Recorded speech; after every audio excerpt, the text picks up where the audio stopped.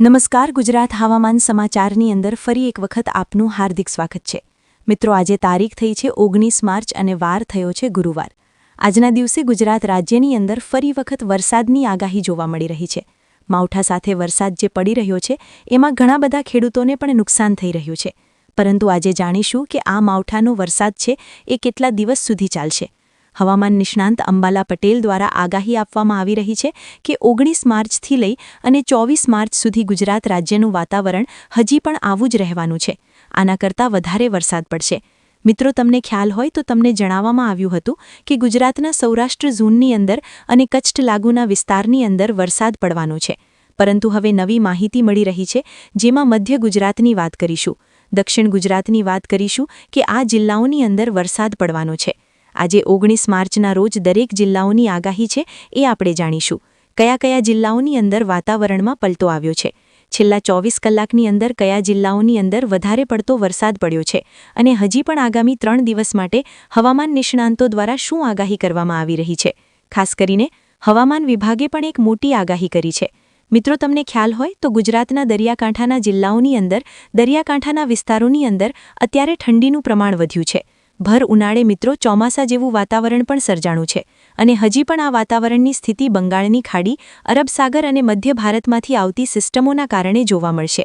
ખાસ કરીને તમને એ પણ જણાવી દઈએ કે અત્યારે જે વેસ્ટર્ન ડિસ્ટર્બન્સ સર્જાણું છે એ વેસ્ટર્ન ડિસ્ટર્બન્સ ઉત્તર ભારતના ભાગમાંથી આવ્યું છે। જે ઉત્તર ભારતના ભાગમાંથી આવેલા વેસ્ટર્ન ડિસ્ટર્બન્સની અસર મધ્ય ભારતમાં પણ જોવા મળી રહી છે। પૂર્વ ભારત અને પશ્ચિમ ભારતમાં પણ તેની અસર છે મોટા પાયે જોવા મળી રહી છે। બીજી આગાહી એ જણાવીએ કે દક્ષિણ ભારતની અંદર પણ અત્યારે વાદળ છે એવું વાતાવરણ છે, એટલે કે વરસાદવાળું વાતાવરણ છે એ જામી ગયું છે। એમાં અરબ સાગર અને હિન્દ મહાસાગરમાંથી, પેસિફિક સાગરમાંથી જે વાદળોનો ઘેરાવો આગળ વધ્યો અને તેના કારણે દક્ષિણ ભારતના અને શ્રીલંકાના 4 થી 5 એવા વિસ્તારો છે કે ત્યાં વરસાદ છે એ ખાબકવાનું શરૂ થઈ ગયું છે। આજે ગુજરાત રાજ્યના કયા કયા જિલ્લાઓની અંદર 2 ઇંચ સુધીનો વરસાદ પડશે તે જાણીશું। ગઈકાલે જે વરસાદ પડ્યો છે તેના કારણે કયા જિલ્લાઓની અંદર નુકસાનીની અત્યારે છે એ માહિતી સામે આવી છે એ પણ જાણીશું। અને અરબ સાગરના દરિયાની અંદર હજી પણ જે લો પ્રેશર સિસ્ટમની અસર સર્જાતી જોવા મળી રહી છે અને એના કારણે લો પ્રેશરની અસરના કારણે વાતાવરણ હજી પણ કેટલા દિવસ સુધી જે આ અત્યારે વાતાવરણ દર્શાવવામાં આવ્યું એ પ્રકારનું રહેશે એ પણ તમને આજે જણાવી દઈશું। તો આ દરેક માહિતી તમને આજે જણાવીએ એ પહેલાં જો તમે અમારી YouTube ચેનલ પર નવા છો તો ખાસ કરી અમારી YouTube ચેનલને અત્યારે સબસ્ક્રાઇબ કરી લેજો, જેથી કરી આવી હવામાનના સમાચારની અને ગુજરાતના જાણીતા હવામાન નિષ્ણાંતો દ્વારા જે વરસાદને લઈને આવનારા સમયની અંદર ચોમાસું આવવાનું છે, એટલે કે મિત્રો એપ્રિલ મહિનાથી લઈ અને જૂન, જુલાઈ, ઓગસ્ટ મહિના સુધી જે ચોમાસાના વરસાદની સ્થિતિ દર્શાવવામાં આવશે તેની પણ માહિતી તમને અમારી YouTube ચેનલના માધ્યમથી છે એ સમયસર દિવસભર અને દરરોજ મળતી રહે છે। તો એના માટે અમારી YouTube ચેનલની અત્યારે સબસ્ક્રાઇબ કરી લેજો। મિત્રો તો આજના હવામાન સમાચારની શરૂઆત કરીએ તો આજ વહેલી સવારથી જ ગુજરાતના 10 જિલ્લાઓની આગાહી છે દર્શાવવામાં આવી રહી છે। 10 જિલ્લાઓની અંદર 2 ઇંચ સુધીનો વરસાદ ખાબકી શકે છે। એ સાથે ભારત દેશના 24 રાજ્યોની અંદર છે એ ચોમાસાના વરસાદની સ્થિતિ જોવા મળી છે, એટલે કે આ વેસ્ટર્ન ડિસ્ટર્બન્સ એક જગ્યાએ હતું એવું નથી। ભારત દેશના વિવિધ 24 રાજ્યોની અંદર વેસ્ટર્ન ડિસ્ટર્બન્સની અસર દર્શાવવામાં આવી અને આ જ અસરના કારણે માવઠાના સંકેતો હતા અને વરસાદની પણ આગાહી હતી। તો આ દરેક પોસિબિલિટી છે એ આજના દિવસની અંદર જોવા મળી છે। ગઈકાલે પણ આ પ્રકારનું તાપમાન, વાતાવરણ અને જે છે એ સરકાર દ્વારા પણ જાહેરાત કરવામાં આવી છે કે જો નીચાણવાળા વિસ્તારની અંદર વધારે પડતા વરસાદની સ્થિતિ ગંભીર થાય તો એવા લોકોને પણ સાવચેત રહેવું પડશે। પરંતુ હવે ખાસ કરીને આજના વિડીયોની શરૂઆત કરીએ એ પહેલાં તમને જણાવી દઈએ કે આ દક્ષિણ ભારતથી લઈ અને ગુજરાત સુધી શું કોઈ એવા વિસ્તારોની અંદર વાતાવરણનો પલટો આવે અને વરસાદની સ્થિતિ છે એ થોડીક ફેરફાર થઈ જાય તો એવું બની શકે।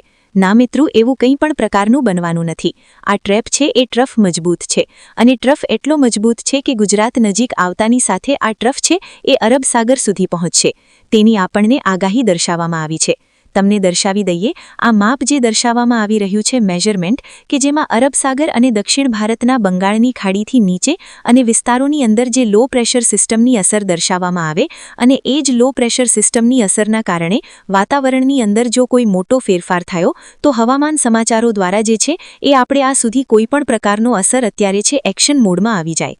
હવે તમને એ પ્રમાણની માહિતી જણાવીએ કે ગુજરાત નજીક જ શા માટે વેસ્ટર્ન ડિસ્ટર્બન્સની અસર સર્જાણી છે।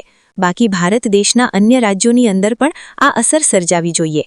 તો એક તો પહેલી વાત એ કે ગુજરાત રાજ્યના સૌરાષ્ટ્ર ઝોનની અંદર અને દક્ષિણ ગુજરાતના જિલ્લાઓની અંદર વધારે પડતું તાપમાન છે, ગરમ હોય છે, વરસાદ પણ સારો પડતો હોય છે અને હજી પછી આના પછીનો વેસ્ટર્ન ડિસ્ટર્બન્સની અસરના કારણે વાતાવરણ ગુજરાત રાજ્યના જે પણ સ્કૂલમાંથી આપેલા જે હોમવર્ક છે એ દરેક હોમવર્ક તો આવા જે એક પોસિબિલિટી છે એ ગુજરાત રાજ્યની અંદર તો અત્યારે ઉનાળુ વેકેશનની છે શરૂઆત થશે, પરંતુ ઉનાળા વચ્ચે પણ માવઠાની આગાહી અને માવઠાની આગાહી વચ્ચે ચોમાસાની સ્થિતિ, તો આ દરેક પોસિબિલિટી છે જે શક્યતાઓ છે આજે ભેગી થઈ છે એટલે ગુજરાત રાજ્યનું વાતાવરણ છે એ અશોક દોડીએ ચડ્યું છે.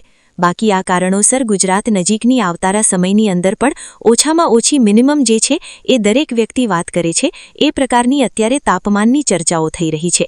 તો ફરી વખત ગુજરાત રાજ્ય નજીક પહોંચાડો ત્યાં સુધીમાં વાતાવરણ છે એ અહીંયા અનુકૂળ બનાવી રાખું તો અત્યારે ગુજરાતના દરિયાકાંઠાની લોકેશનને પણ અપડેટ જણાવી દઈ. આ જ માહિતી છે એ બંગાળની ખાડી અને ગુજરાતના દરિયાકાંઠાને અલગ આવવા દેતી નથી. તો હેવામોરની અંદર સમાચાર જે છે એ મોણઘેથી લાવતા હોય, ગુજરાતના દરિયાકાંઠાના લોકેશનને આપણે જમાડતા હોય તો આવનારા સમયની અંદર વેસ્ટર્ન ડિસ્ટર્બન્સની અસર કોઈપણ કારણોસર થાય તો ગુજરાતને બંધ કરતો નહીં. તો આજ મારે ગુજરાતના દરિયાકાંઠાના લોકેશનને છે એ આપણે જણાવી દઈએ.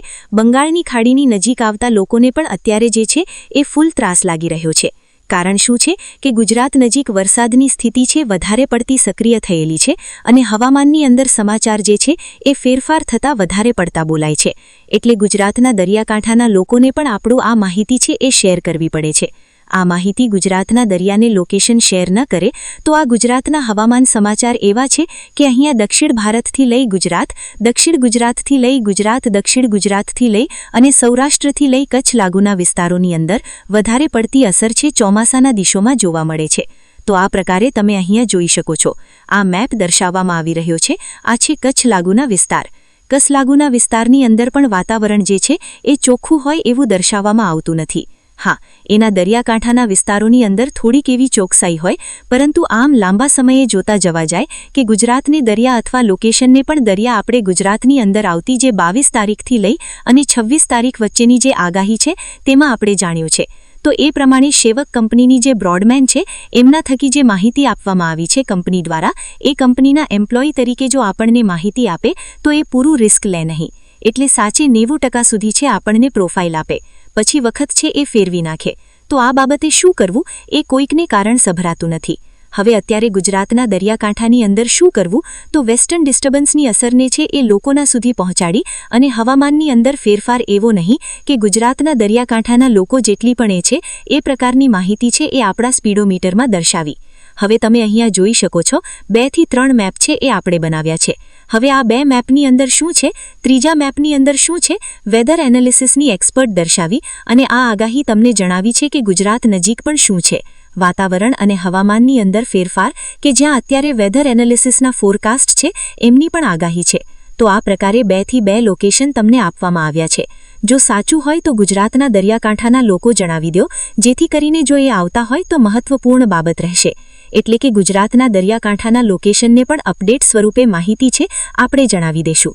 તો આ દરેક સમાચાર વચ્ચે મિત્રો ગઈકાલે જે વરસાદ નોંધાણો છે એની અંદર શું શું ફેરફાર થયો તમને જણાવી દઈએ.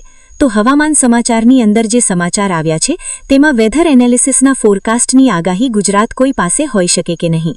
મહત્વપૂર્ણ બાબતને આ 4 ગુજરાતના દરિયાકાંઠા લોકેશન. મહત્વપૂર્ણ બાબત ગુજરાતની અંદર અત્યારે તમે જોઈ શકો છો. IMD એટલે કે બગસરામાં કરા અને જામનગરમાં વરસાદી ઝાપટાની આગાહી. આગામી 3 કલાકો માટે ભારે આગાહી કરી છે, જેમાં IMDના એલર્ટ પ્રમાણે સૌરાષ્ટ્રના કેટલાય જિલ્લાઓમાં વાતાવરણ છે એની અંદર પલટો આવશે. જામનગર, આવેલી, અમરેલી અને બગસરામાં કમોસ વરસાદી ઝાપટા જોવા મળી. બીજું એ કે વાતાવરણ જામનગરથી અમરેલી અને બગસરામાં જે વાતાવરણ બદલાણા તો વાતાવરણની અંદર અસર પડી તો એમના થકી ગુજરાતના દરિયાકાંઠાના લોકેશનને સડાવી અને 2 થી 3 કલાક સુધી ખોટા અત્યારે ફેરફાર મારતા હોય. તો આ માટે ગુજરાતના દરિયાકાંઠાના લોકેશનને જણાવવાનું કે અત્યારે રાજ્યમાં આગામી 3 કલાકમાં હવામાન વિભાગનું કાઉન્ટ તમે જોઈ શકો છો, જાહેર કરવામાં આવ્યું છે. સૌરાષ્ટ્રના કેટલાય ભાગોમાં પડી શકે છે ગાજવીજ સાથે વરસાદ. તો 40 થી 70 કિલોમીટર પ્રતિ કલાકની ઝડપે એક પવન જે છે એ એમને આગાહી પવનની દિશામાં નહીં, પવનની વિરુદ્ધ દિશામાં ગુજરાતના દરિયાકાંઠા લોકેશન જણાવી દે તો વેધર એનાલિસિસને ફોરકાસ્ટ જણાવી દે. તો આ માટે ગુજરાતના દરિયાકાંઠાના લોકેશનને જણાવવાનું કે માહિતી પરથી ગુજરાતને દરિયાકાંઠાને સોંપવું અને આ જ પ્રક્ષી ગુજરાતના દરિયાકાંઠાના લોકોમાં આવવા ન દેવા. ત્યાર પછી જ ગુજરાત અને વિજય દેવલપુંડાની માહિતી છે એ આપણે મેળવી છું. એક જ અવાજ જે છે એ માહિતી ગુજરાતના દરિયાકાંઠાને પણ આવવા નહીં દે. તો 40 કિલોમીટરથી 50 કિલોમીટર પ્રતિ કલાકની ઝડપ પવનો પણ ફૂંકાશે. હવે તમને જણાવી દઈએ તો ખેડૂતો અને માછીમારોને ખાસ કરીને સાવચેતી રાખવાની જરૂર છે કે IMD ઇન્ડિયન મેટ્રોલોજી ડિપાર્ટમેન્ટના એલર્ટ પ્રમાણે જણાવ્યા છું.